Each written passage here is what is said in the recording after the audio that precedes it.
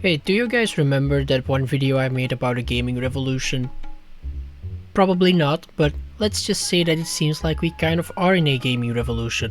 So, can anyone tell me what the fuck is happening in the gaming industry right now?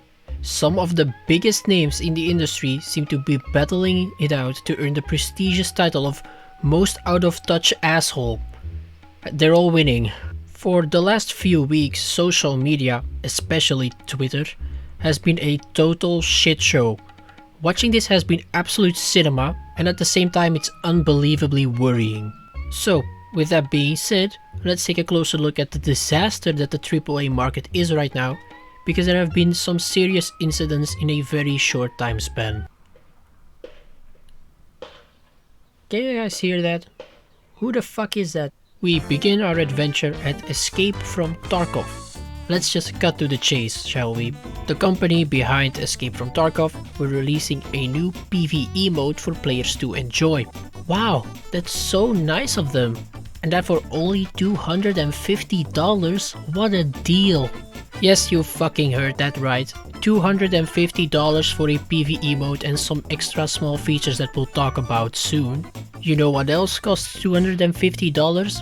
With a little bit of luck you can find a base set holographic Charizard for this price.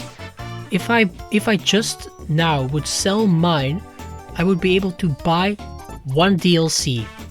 That's value right there. You know what else costs $250? 25 copies of Lethal Company. You know what else costs not even $250 fucking dollars? A Nintendo 3DS. But you get yourself a PvE mode for that price. But luckily, you not only get that PvE mode, you also get an unfair advantage over other players, because it is pay to win. We all love pay to win, don't we? And if you didn't feel betrayed enough, they've got you covered. Because a while ago they offered another thing for $100, which is also a lot by the way, but they told their community that they would be able to get DLCs in the future completely for free. So in a way it was kind of a long-term thing. Yes, you have to pay quite a bit of money today, but you won't have to in the future. Well, that was just a fucking lie, because now all of a sudden you do have to pay $250 total for this new thing. Now, the community obviously isn't happy about this. I mean, I'm already angry and I haven't even played the game in my life ever. But the clown show continues, because next they offered those people who now had to pay $150 extra the DLC for 6 months. And it truly is as pathetic as it is hilarious, as it is completely fucking outrageous. Now they've tried to defend themselves by saying they don't believe it actually is DLC, by saying it is not additional downloadable content, but a feature and a game mode, that sort of thing. So what you're saying is, it's not DLC, it's a feature. That's not only extremely vague, it's also extremely stupid. People were still angry. Now color me surprised. So naturally, you silence most Discord channels, so all your critique will move to Twitter instead, so everyone can see it. Honestly, genius tacticians over there. So then, the social media guy from Escape from Tarkov started beefing with the social media dude from another game, calling their game plagiarism, which it's not by the way. The people behind Escape from Tarkov don't seem to feel so bad either, but at last, they finally have a solution.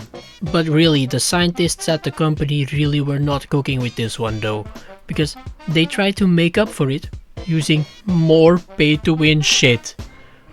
What a wild story. There was also this absolute moron of a developer that came out and tried to explain their side, which went about as good as you'd expect.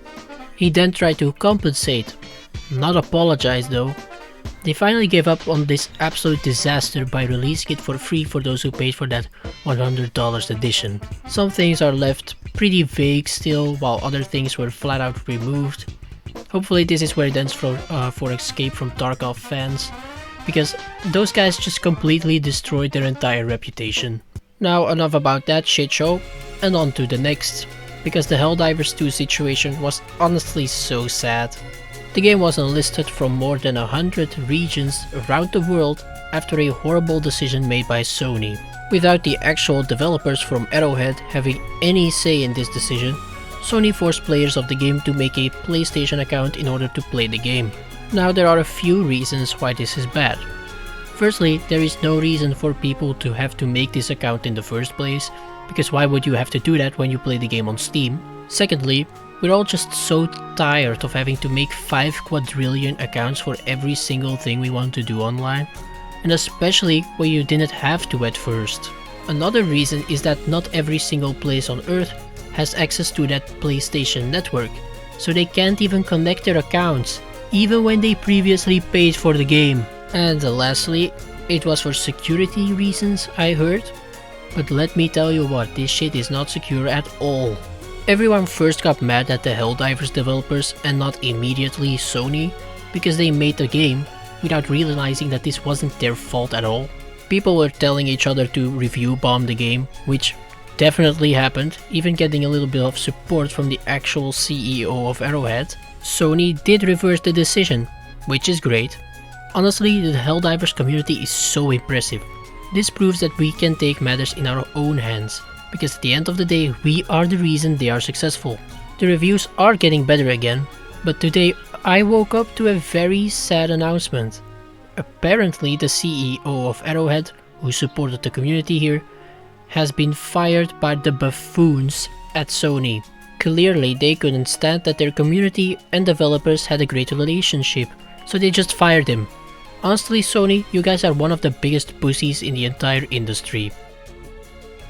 But Xbox might be even bigger pussies, because now it was their turn. They just closed many small studios they previously bought for no particular reason. Now, Moist Critical had a pretty good reason for why this could be the case. The Xbox Game Pass is such a good deal that it cannot be making them much money, which means that the smaller studios are also getting less and less full sales. People just get the Game Pass instead. Microsoft are now officially closing a few studios: Arcane Austin, Alpha Dog Studios, Roundhouse Games, and Tango Gameworks. I want to focus on that last one real quick, because these are the people behind Hi-Fi Rush, one of the best games from last year. So these games are popular games, which makes it even more sad. I feel like I have to mention as well that now Xbox has officially closed more studios than it has released games this year. So that's just completely pathetic. They said that they need more smaller games to perform and win awards. Then what the fuck do you think Hi-Fi Rush did, you fucking dumbass? Also, Arcane Austin are behind Redfall, an embarrassment that they didn't even want to make the way they were forced to, and now they're getting close without even getting another chance. This story unfortunately does not have a good end, like the last two somewhat did. Alright, so this is where I was originally going to leave it, but yesterday we got more lunacy released. Let's go! This time by the universally adored EA. The CEO of EA just said that they're excited to and will do their best to try and use AI as quickly as possible in their future projects and games. This means two things. Firstly, nobody is going to want to play your shitty AI games. And secondly, mass layoffs. I heard from someone that I know that these things are getting so bad that places where you can go and study to get into the gaming industry are actively discouraging their students from going to these studios and encouraging them to start their own studios. So yeah, I wanted to quickly throw that out there as well, because clearly the chaos in the gaming industry is not over yet. Everyone is joining in on the fun. I wonder who's next. Probably Activision Blizzard again somehow. So with all that being said, I'm starting to wonder, maybe this industry is just not meant to be this big. As soon as it started to pop off a bit, it was being plagued by greed, corruption, and the most out-of-touch decisions ever, while it started as just a fun way to express yourself and experiencing things with friends in interactive ways, which is exactly what indie studios are doing, and non AAA studios as well, like Larian. So maybe it just really isn't meant to be. Maybe we're finally going back to the passion that used to be the drive, and not the money you can make with it now. So, that leaves just one question. Do you know what the fuck is happening in the gaming industry right now? To be honest, I'm completely flabbergasted with all the things that have been happening lately, and I'm sure that there will be a lot more in the future as well. But with that, I bid thee farewell.